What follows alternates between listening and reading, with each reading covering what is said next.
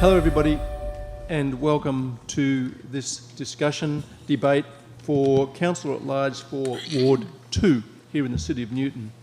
Susan Albright was a PTO President and School Committee Chair prior to serving on the City Council. She's now chairing the Zoning and Planning Committee. She and her sons all went to the Newton Public Schools. She's an information technologist, principal at Med Integrate. Her company serves medical schools around the world.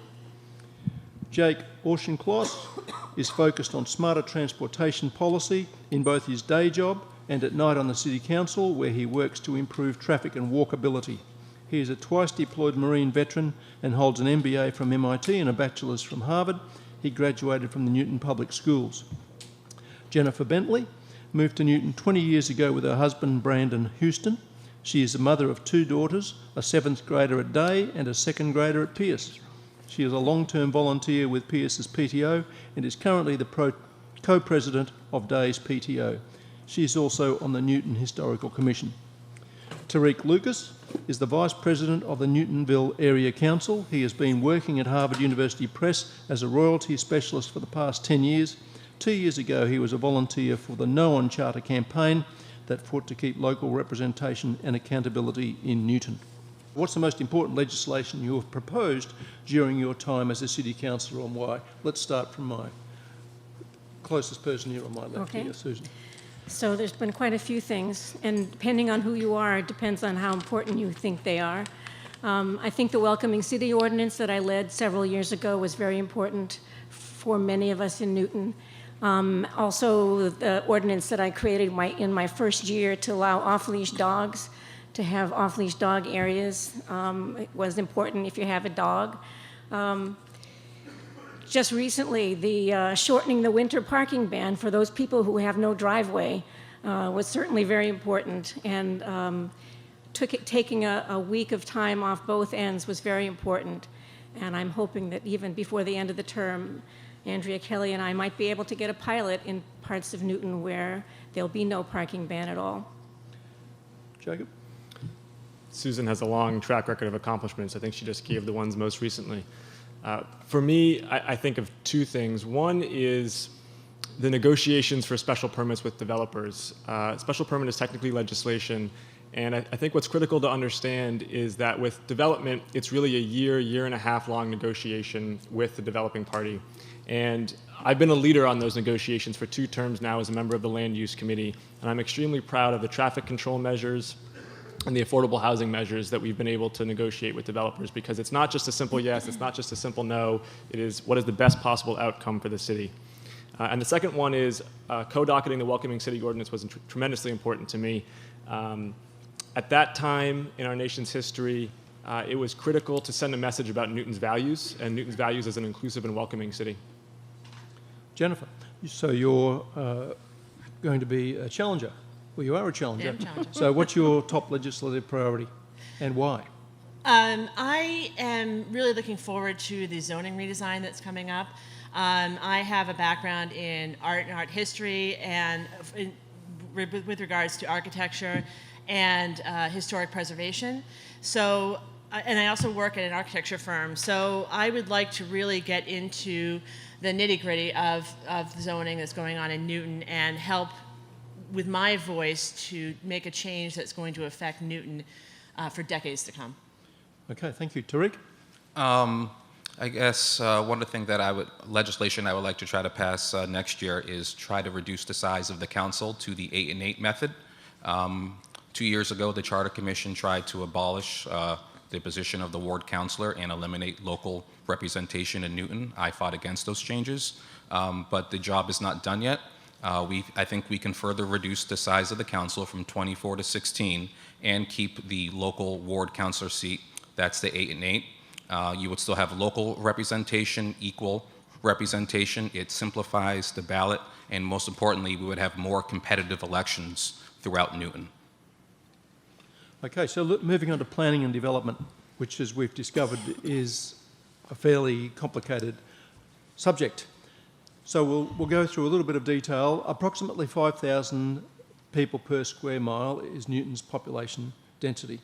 about 2/3 of that of the City of Boston. So do you support residential development that further increases Newton's population density, and if so, by how much and why? Or, put another way, Newton's population is currently about 90,000.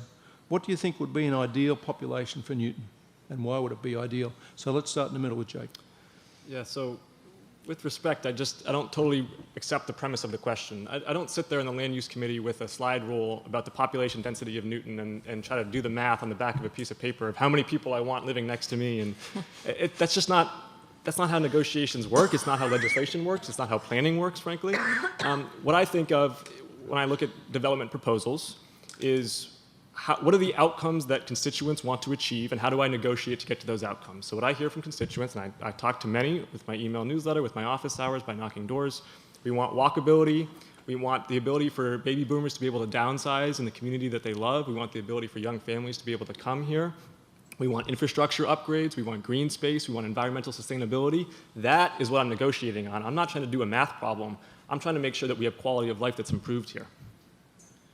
Okay, let's go to Jennifer and see what you've got to say on this one. I don't think there's a perfect number that we can come up with in regards to Newton's population, but I really think we need to consider, when we are thinking about increasing our density and increasing our population, that we are making smart choices, that we're not just building to build. We need more affordable housing in the city, and building luxury apartments is not going to get us there.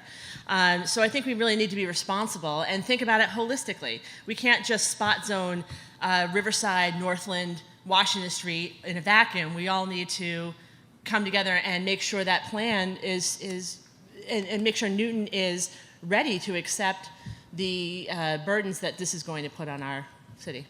At the risk of going a little bit backwards, Jake has raised his hand and wants to make a comment on that. I think this is a critical issue, and I do want to interject here, because I keep on hearing this from a cohort of challengers in this city council election. They don't want new developments, but they do want more affordable housing, and I keep on waiting for the second part of that sentence, which is how. Like, what is the plan? Because being on the city council is about delivering solutions. It's not about living in a theoretical world here. So actually, yes, we do need to build housing up and down the income spectrum, because housing is a regional market, and we need to provide housing for all income levels. Otherwise, if you don't provide housing at the top, those people trickle down and start competing for the housing at the bottom end of the spectrum. We need housing for everybody. There's an ocean of demand, to quote our planning department. So this idea that we just want affordable, but no comments on who pays for it or how it gets there, I don't think it's serious, frankly. Okay, Tarik? We get a little kind of sidetracking. Just repeat the question, please. The density of the city. What should be the density of the city? 90,000? Okay. I think Jake's original comments were pretty good. I don't think there is a magic number on how much more we should increase the density in Newton. We do a kind of a project by project basis. So I don't know what the magic number is on how many more people are going to be living in Newton in the next 10 to 20 years. But I think we can certainly add more density, and I think in every part of Newton. But what I see in the city zoning redesign, which will be continued next year, is the less affluent neighborhoods in Newton are going to be bearing a tremendous burden of the density and new housing that could be built by right or with a special permit. And that is something which I believe needs to be, the density in those neighborhoods needs to be lessened with the city zoning redesign that it's going to come forward next year. Okay, Susan, comments on the density? So when I grew up in Newton, actually Newton was larger than it is now. I think we had 92,000 residents at that time. So I don't know, again, I don't know, as no one knows what the real number, whatever, if there is a real number. I think that the way we're going to deal with this is by these master plans that we've been creating. We did one this year for Needham Street, and we've just finished reviewing one for Washington Street. And I think we hopefully will tackle perhaps Newton Corner and Newton Center in the next term, and that will help us understand where density is appropriate. Certainly near village centers, near transportation hubs. Well, none of us know the exact number, so, but I think master planning is what we need to do to figure it out. Okay, let's move on to another one, and that is to do with the Fuller administration is proposing a total rewrite of Newton's zoning code that would radically expand by right development throughout the city, including allowing multi-family homes on properties currently zoned single-family and allowing apartment buildings by right in village centres. Do you support the administration's zoning proposal, and why or why not? Let's start with you again on that, Susan. Oh, okay. It's been a while since I had a look at the zoning code because we had to stop that work to take on the challenges of Washington Street. You know, the north side of Newton developed with smaller lots and smaller houses, and it developed as the more dense part of Newton. And then in the 50s, the 40s and 50s, our forefathers, there weren't very many foremothers on this city council, our forefathers said, well, what we really want on the new parts of Newton is to have large houses on whatever size lot. And we have to sort of straighten that up because the south side of Newton has no access to transportation. And so we put all of these single-family houses, and the only way they can get around was with cars. So I'm not sure I'm answering your question, what the question was anymore. Well, the question is, you know, is the idea of, from the administration, of having new zoning proposals worth supporting? And well, it's definitely worth supporting. I mean, we have a long way to go in figuring out what the answer is to the zoning, but I think we made a good start. Okay, Jake? Yeah, I mean, I think probably everyone at this table would agree our zoning code is a mess. I mean, most of the properties in the city are non-conforming, which means that if you're trying to build a mudroom, you got to get a special permit. But meanwhile, you know, bigger projects probably don't have quite the same stringent requirements that we want. We got overbuilding on some lots. We have underdeveloped sites. It clearly needs to be redesigned. I want to circle back, though, to a mindset about how we redesign that zoning code, which is a term that Mr. Lucas used, which is burden. This idea that development is a burden. And I think if you come into the city council with that mindset and you view every project as, well, just no, then you're sidelined and your constituents are sidelined because you're not part of the negotiation. To me, we need to make development not a burden. I look at a parking lot next to Riverside, I look at a parking lot next to Marshall's Plaza on Needham Street. I don't see how developing that site is a burden to anybody. My goal is to make sure that we make that into a walkable, mixed-use site that people can be proud of, that people want to live in, and that makes our city more vibrant. Yeah, well, the parking lot itself might be a bit of an eyesore and certainly underproductive and not environmentally much help. That's right. Yeah. Tarik, do you want to come back? The question was the city zoning. Mm-hmm. Yeah, I think, as I said, just about the less affluent neighborhoods bearing a burden on the density. You can take that as a positive or a negative, depending on how you view density. I'm okay with density. I grew up in Brookline, which is a much more denser neighborhood than when I'm living now. But the thing is that in dense neighborhoods, they have better access to public transportation. Newton, not every part of Newton has great access to public transportation. The commuter rail is not very efficient. It doesn't run very frequently. If you want to go in reverse direction from Boston during the middle of the day, good luck.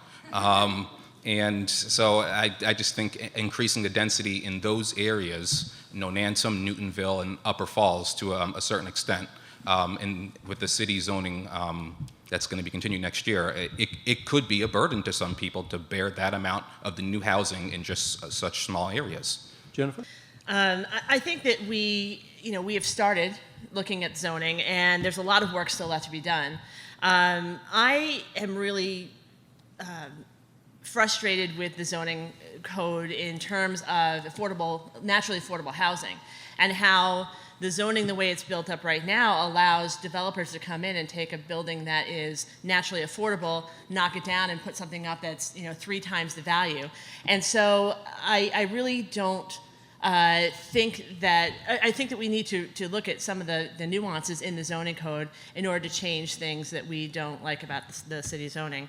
And I do just want to briefly go back because I never got to address Jake's comments to us about how we are not for building. He said that multiple times. I've corrected him multiple times. And we're not for building. We are for responsible development and making sure that what we do and what the city council approves for the city is appropriate and what the neighbors need in that environment. So I just wanted to put that out there, that it's not no building, it's completely different than that. Okay, when a name's named, we'll go to the person who's named. So, Jake, do you want to? Right. So part of being on the city council and negotiating with developers is you have to balance. There's really three sides of the table there. There is the petitioner, there is the immediate abutters, and there is the city at large and the city's needs at large. And I think the clear distinction that we see here is that, let's be candid, the immediate abutters always want the project to be much, much smaller than it is. And city councilors, frankly, need to have a holistic citywide view of development because we do need housing. We do want more commercial tax revenue. We do want to revitalize some of our underdeveloped sites. And I think what I see is that the two candidates to my left here are going to just totally orient to smaller, smaller, smaller, down to nothing in favor of the abutters and not look at the citywide view. Okay. Tarik, I'm going to have to move on. Susan? Okay. I think Jake has gotten to rebut like every single comment we've made, and I would Okay, appreciate Tarik. if other people could. Okay, too. I'll just something Thank you. real quick about abutters always opposing things. I serve on the Newtonville Historic District Commission, and just recently we had someone who owned a home on Prescott Street, and the neighbors wanted them to build an addition onto their house, and all of their neighbors also wanted their neighbors to build an addition onto their house. So when you say neighbors always oppose, or abutters always oppose, that's not necessarily the case. Okay, Susan? Could I just bring us back to the zoning code? There's a Yes. bit of a nuance here that we're looking at a form-based code, and that's important for the issue that Jennifer raised. When a tear down happens, we want to make sure in the new code that the new home that goes up in its replacement is a home that represents and looks like the rest of the neighborhood, the same character. And this is going to be an important part of the new code. In 2007, Newton's Blue Ribbon Commission on the Municipal Budget recommended that Newton strengthen its commercial tax base, noting that commercial growth had been eclipsed by residential developments. But since those findings were published, Newton's commercial tax base has further declined.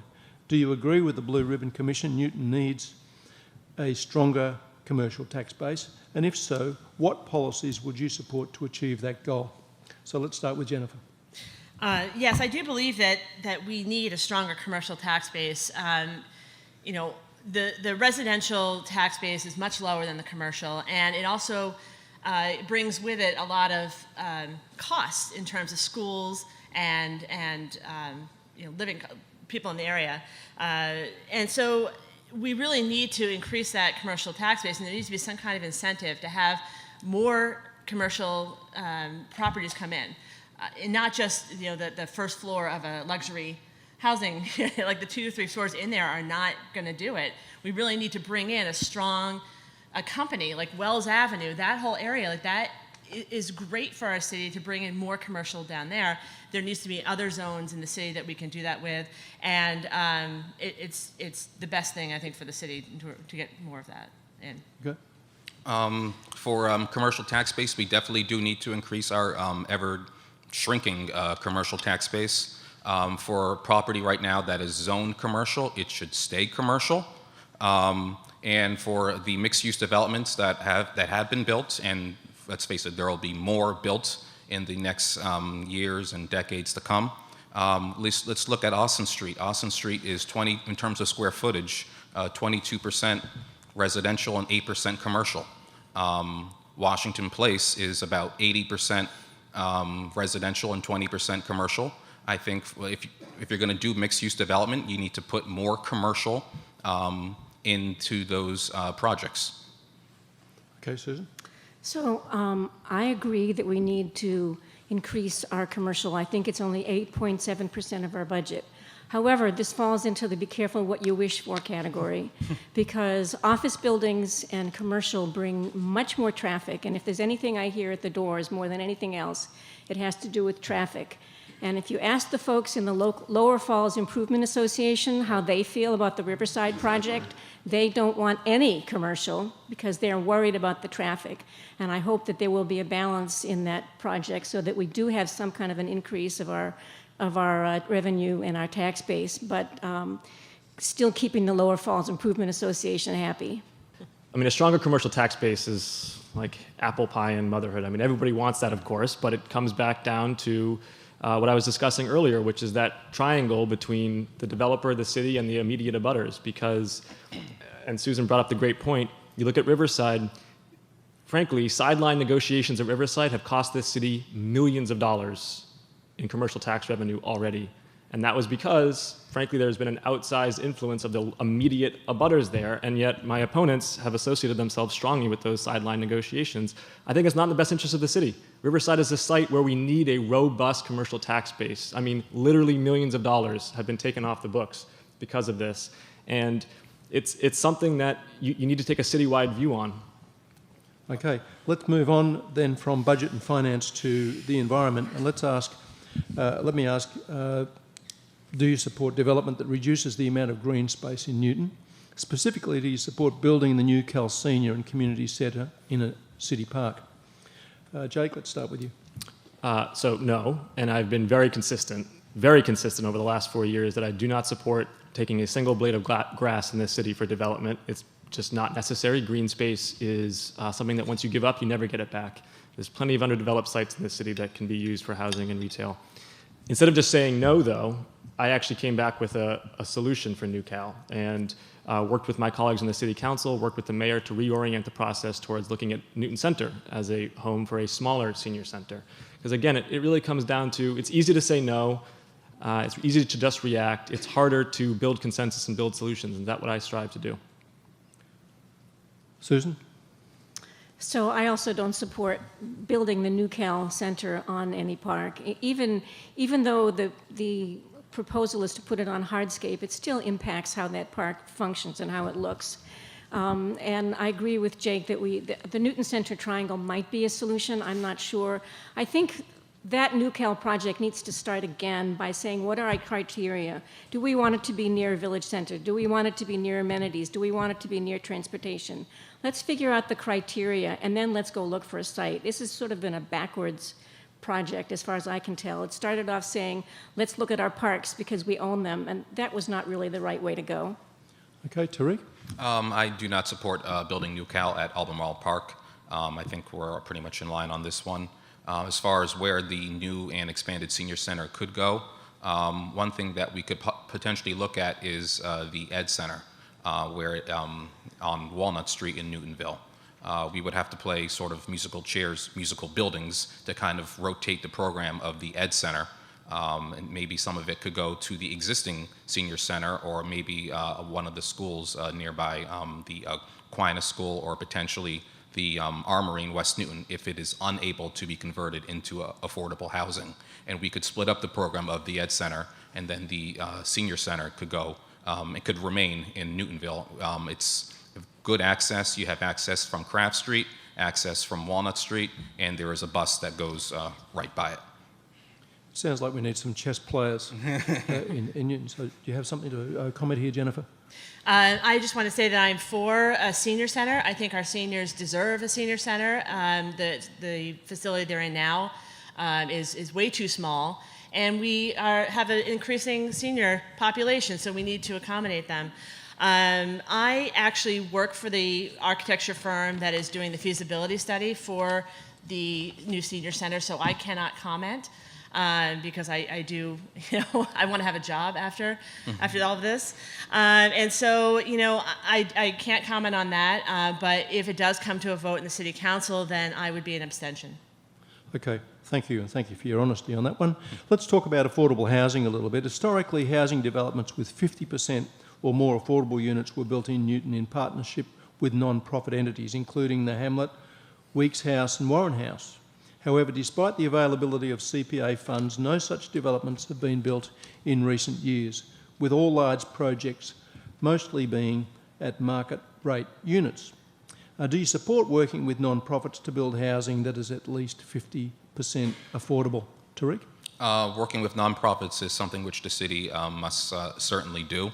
I remember several years ago during the whole Austin Street debate, there was, I think, one or two nonprofits that submitted a proposal to build on Austin Street, and the mayor, former mayor at that time, Mayor Seti Warren, chose, I can't remember the name of the current developer. Who ultimately got the contract, but there were non-profits who wanted to build there, and that's something the city should certainly do. Absolutely. Okay. Jennifer? I agree with that. I think that we should be inviting nonprofits to come in and bid for some of these projects that we have. I think that it's really important that we need to make sure we're not just increasing our luxury house stock. There needs to be more affordable housing. And working with a nonprofit is one way to get it done. I agree. Yeah. Jake? Sure. So, of course, yes, nonprofit affordable housing is a public good. I think one concrete example of how we might push that forward is actually working on the senior center proposal. There have been some ideas that I've heard and investigated, especially with For Life communities, of combining a smaller footprint of a senior center with senior housing, all affordable senior housing on top. You put that in a village center, I think it could be an incredibly dynamic public facility that would make the city proud and would improve the walkability of the village. Sure. Susan? So I had a conversation with a nonprofit developer about 3 weeks ago about why we don't get more coming to Newton. And she said two things, and I couldn't agree with her more. The price of land is too high, and it's hard. If you don't have deep pockets, the process is too long. In other words, it takes over a year for one of these projects to get through the city council. And if you're a nonprofit with not deep pockets, you can't afford to hold a property for that length of time. So we need to do something about the process the city council goes through to make it shorter.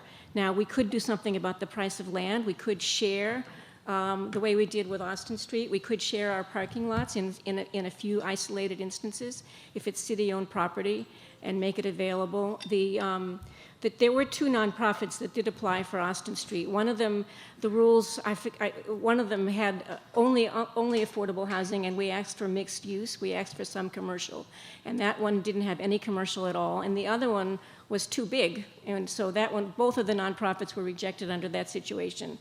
But until we do something about the length of time it takes for a project to get through our city council, we're not going to have nonprofits without deep pockets. So it raises the question in my mind of do we have a council that has in fact backed away from being active in the interests of the citizens and the residents of the city, and has given up some of the obligations that it has to what we might think of as the public good or to the general amenity of the city? Well, I mean, we just did pass an inclusionary zoning ordinance, which requires right now 17.5% of all the units to be affordable and going to 20% in another year's time. So we haven't backed away 100% from that. We haven't really backed away at all. Okay. Anybody else? I'm not sure I understand the question. Yeah, Is that just a criticism in yeah. general of the city council? It's probably a criticism in general, but it's also a statement about the role of government and the role of the government in our lives, and whether or not we agree as citizens and you as councillors to say, well, we'll just let it go to the market. We'll just let somebody else solve the problem, right? And not be participants in this issue, so in the new zoning reform, a proposal was made to give some of the special permit powers to the Zoning Board of Appeals and the Planning Board. And there was a hue and cry abroad in the land that said, no, we want the city council to keep it. So you come and advocate for it with me to give it away so that we don't have to have such a year-long process, and I'll be right with you. Let's turn to infrastructure and maintenance. Do you think Newton is doing an adequate job maintaining our sidewalks, streets, buildings and parks? And if not, what would you do differently? Susan? So we're spending $10 million a year, and we have for this is our third year. It just takes a long time to come back from years and years and years of backlog of not keeping our infrastructure up. So I don't think there's much more we can do on the parks and on the roads. And we are actually increasing our putting in new sidewalks as well. So that's good. The place where we're really falling down is parks, and unfortunately they're getting short shrift in our budget. And if I had the opportunity to have a magic wand and tell the mayor, let's reallocate some more money, I would put them towards the parks. Okay. Jay? So Newton's roads are not in good condition. They're unfortunately the result of 45 years of deferred maintenance. That we're on year 3 of an accelerated road paving program, about $10 million a year. It would actually probably be difficult to spend more money than that due to operational bottlenecks, not financial ones. And I do think the city's going to start seeing in the next 2 years that we're turning a corner on street maintenance. One of the things that I personally pride myself on is really robust constituent services. And one of the things I kept on hearing is that people were frustrated not just by the pace of road paving, but by the fact that they never knew when it was going to happen and what their road quality was and what was going on. And so Public Works published this PDF with all the roads listed, which is not useful to the average resident. They can't scroll through that. And so I worked with a high school kid who was frankly way better at computers and tech than I am. And he created this dynamic website where people can now search their address and look up their roads, see the pavement condition quality, see what's coming up next for when it's going to get paved, and see the roads around them and where they are in the queue. That'll be up in the next 5 days. I encourage people to go to my website, jakefornewton.com. They'll see that service. And while it can't pave the roads faster, at least it'll increase general awareness about where we're at. Jennifer? I agree. We need to. We really need to take care of our roads and sidewalks. I used to live on Chestnut Street, and I think that my part of the street has been repaved 3 or 4 times since 2008. Oh, you're lucky. Whereas the street I live on now has never been repaved since way back when. And so there seems to be inequity between what's getting paved and what's not. My sidewalk is a disaster as well, and I need to. I probably need to call that one in. But my main concern is the parks. I have 2 daughters that play sports, and the sporting fields just really aren't up to our standards. We have a lot of issues with the grass not growing in, mud, dirt. I've talked to the Parks and Rec department, and they've also noticed that we have to put more money and time into it, and hopefully with the budget we can divert some funds. Okay. Tarik? I think, again, this is a clean sweep. I think the quality of our older school buildings, the roads, are in terrible condition. My street has been worked on all year, but they haven't paved it yet. So maybe I will go to your website, Jake, and see where we are on Central Ave. But the condition of the roads are bad. I was canvassing in Newton Corner earlier this year, and I had this gentleman just basically yell at me and scream at me that the roads are terrible. He's seen the worst roads, and he wasn't even from Newton. He was actually a truck driver delivering something, and was just yelling at me. But I'm like, okay, but yeah, the roads are bad, and I think there is an accelerated roads program. We are improving them, but there is a plan. But yes, it was many years of backlogged maintenance that simply was not done. And that's why they're in terrible condition. And this has something to do with the next category of questions, which has to do with quality of life, and especially thinking about public transport accessibility and service. And it seems to be a long way away, many years away, until we get really good quality public transport access, if it comes at all. So do you think it's responsible for Newton's elected and appointed officials to approve high-density transit-orientated development projects in the absence of any actual improvement in public transport accessibility and service? I guess that's me. Yeah. So I think improving the Worcester line, for example, the 3 stations on the Worcester line, is going to be a long project, but it has begun. I've been working with Representative Khan for a long time on this, and she's kept at it, and I've been right there with her. And a couple of months ago, the Fiscal Control Board approved $5 million for the redesign of the 3 stations in Newton, so that they will be architecturally accessible. That's, going down those stairs is taking your life in your hands. So not only will we have architecturally accessible stations, but we will also have one station that will have access to both tracks. In case you don't know, Newton has we have 2 tracks going through, but we can only get to one of them. So at least one station will have access to both tracks, which will make service better for at least one part of Newton. And I think it's going to take a long time for this housing to get built, and it will take a long time for the trains to get fixed, and hopefully we get these to meet in the middle. But we know that we've started on the trains. Okay, let's go to Tarik. Tarik, you have... Transit-oriented development, as I said earlier, just because there is a train there doesn't necessarily make it transit-oriented development. As I said, the train schedule for the Worcester line doesn't run on a regular schedule. But yes, I think we should build near transit centers. And also during the special permit process, we should try to make developers pay for the infrastructure for the train stations, especially the Worcester line, the commuter rail. There are 3 stations that are in need of over $100 million just to make them ADA accessible, and they should definitely be undergrounding any particular utility wires, electric, but yeah, they should definitely be building near transit centers. Okay. I think we should be, again, building near the transportation centers. But the like, for example, Northland right now isn't even, we call it a transit-oriented development, and it's not.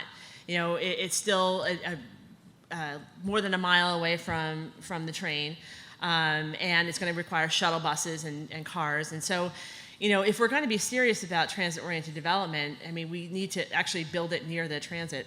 And again, what you said, the commuter rail is right by our house, my house, and I really wouldn't consider that a huge transportation development.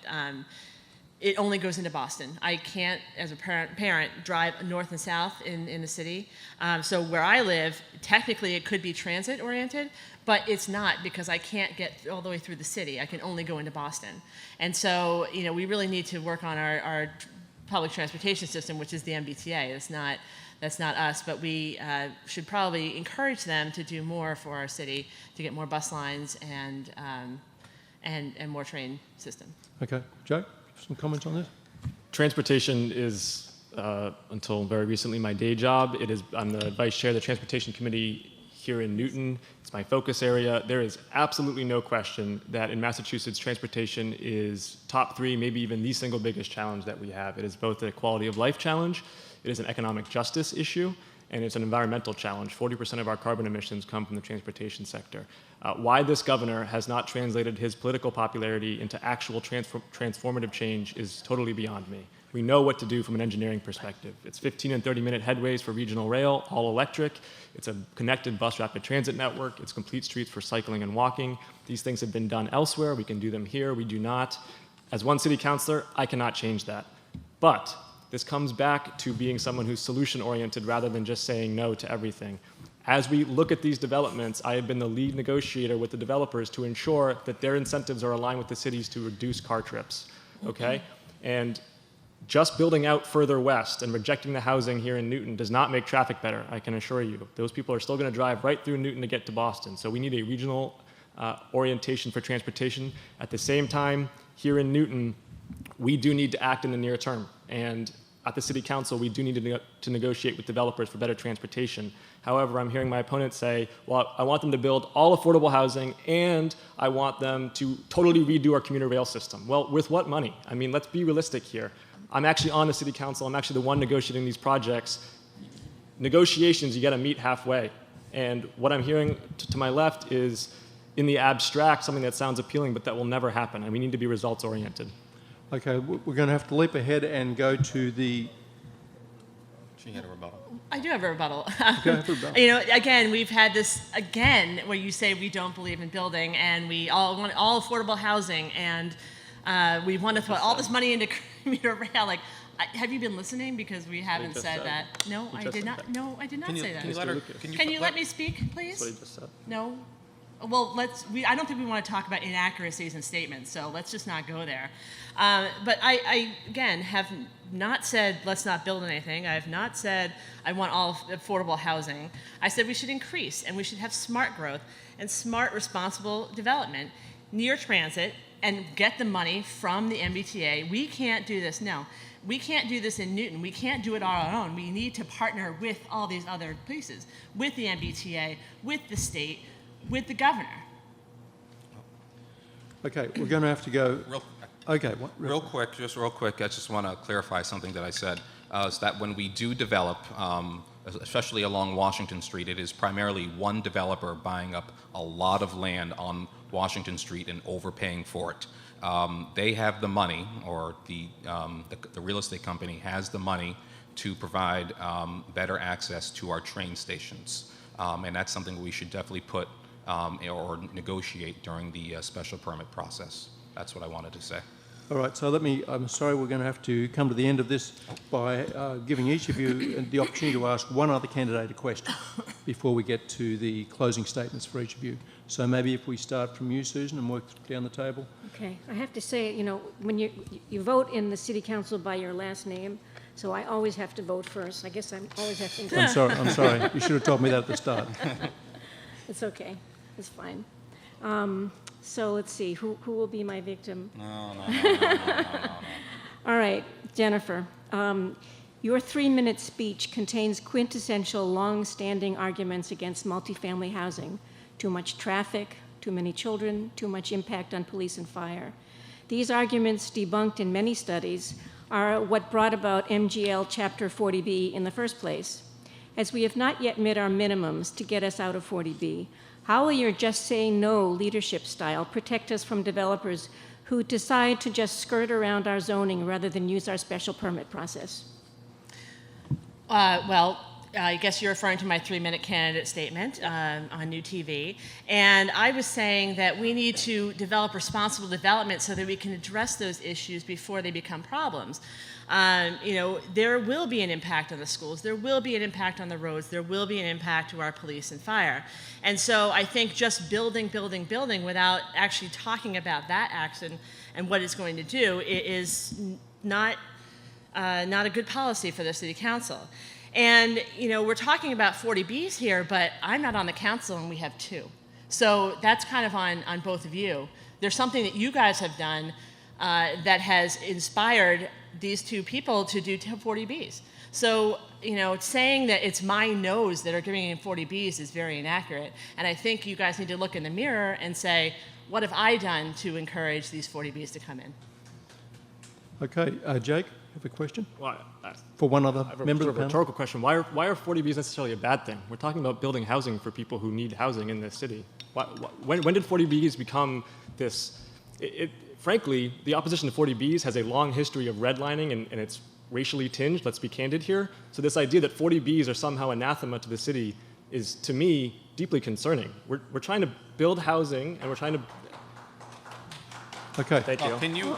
So I first of all don't accept that I need to look in the mirror and be apologetic for the fact that we're building housing in the city, because I'm not. And I guess my question would be, I've heard, this is from Mr. Lucas, that you want more commercial development. So as you're negotiating with developers and you're bringing in more commercial development, what are the 3 things that you would do to reduce the car trips that the immediate abutters are going to complain about when it comes to commercial development? Geez, that's a tough... That's the job of being a city councilor. Yeah, well, I have to answer this right now. Usually if you're a city councilor, you have, years-long work to try to reduce those car trips. So what 3 things that I would do? I don't know what 3 things that I would do to reduce car trips.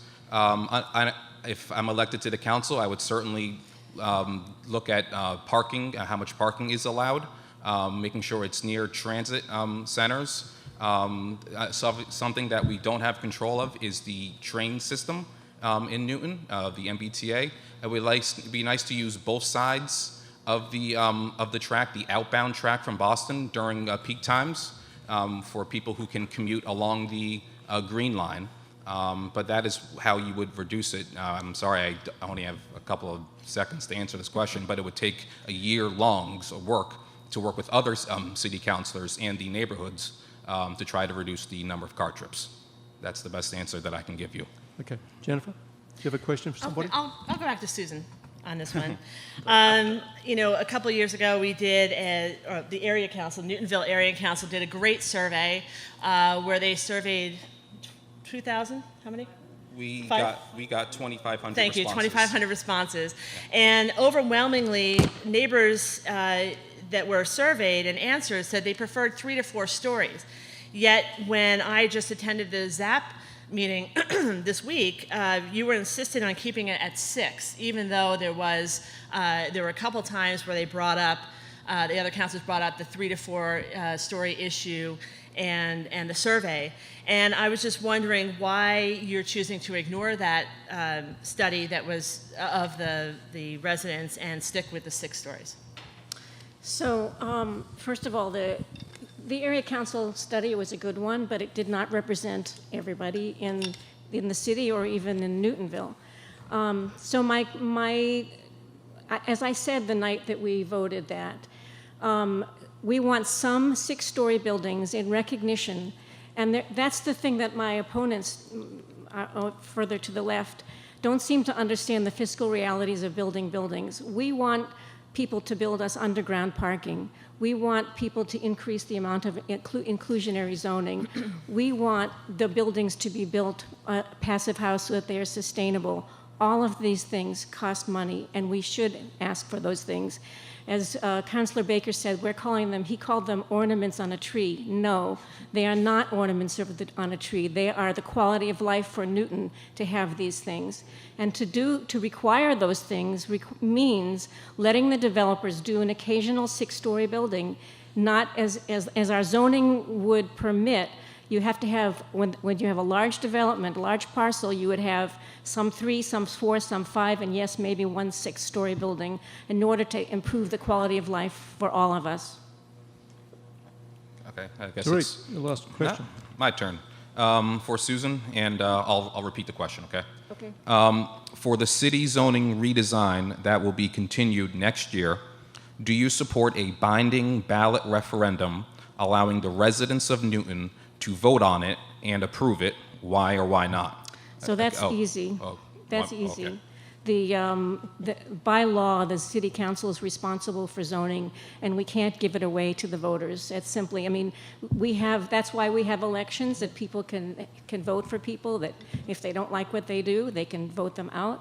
But by law, we are required as a city council to make sure that we take the responsibility for zoning. And that's the way it is, and that's the way I believe in it. Okay, thank you all very much. Now we're going to go to the final statements from each, starting from Tarik and down the table. Is that okay? All right. I don't have really a 30-second final statement prepared. I didn't know I was going to be giving one.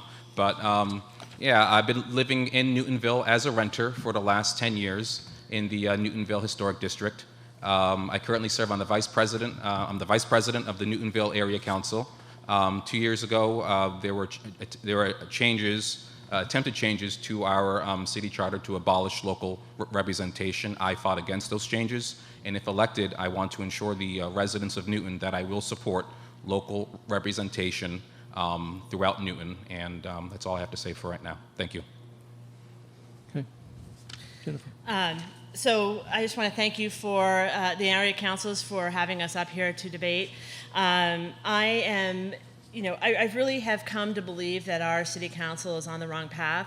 And I feel like I've talked to a lot of residents and friends and neighbors that believe that too. They believe that they're not listening. And so I really want to get up there. I want to be on the city council because I want to be a voice for the people who, maybe don't want 6 stories or don't want the huge density that we have. And I believe that, we also should be keeping open space. We should be doing affordable housing. The zoning reform needs to do work. There's a lot of work to do on the city council, and I'd really like to be a part of that. So, if you have listened to me and you believe what I believe, please vote for me on November 5th. Thank you. Jacob? Well, this has been at times a little bit of a sharp debate, but I think it's been a healthy one and a good one. And I want to say I do appreciate the 2 people on my left for running, because I love this stuff. I love debating this stuff. I love being challenged. I really am listening. I talk to constituents constantly. If I'm reelected, I'm going to continue to do that. I'm going to continue to send out a monthly newsletter and respond to each email I get back and try to explain my votes. I'm going to hold monthly office hours. I'm going to be present and engaged. I'm going to continue to be a reliable and consistent vote for Green Newton priorities and for our educational priorities here in the city. And finally, I'm going to continue to be the toughest negotiator on the city council with developers, because it is not a simple no, it is not a simple yes, it is a negotiation. Thank you, Susan. So over the years that I've served the city council, I have a tremendous breadth and depth of knowledge of how this city operates, how we work. I've created a range of ordinances, as I spoke about earlier. And as chair of the zoning and planning, it's been an amazing experience to really understand the relationships between mitigating climate action and transportation and development of housing and how we zone our city. It's been a learning experience for me, and it's been very, very useful. talking about hearing, one of my most important portfolios is dealing with citizen problems, and I hope to be able to do that. A couple of years back, I was able to negotiate with a landowner to stop the eviction of a family because the new neighbor downstairs decided they were making too much noise. The whole shortening the winter parking ban came out of a phone call I got from a constituent who said, I just bought a house and I don't have a driveway, what should I do? The owner told me to call you.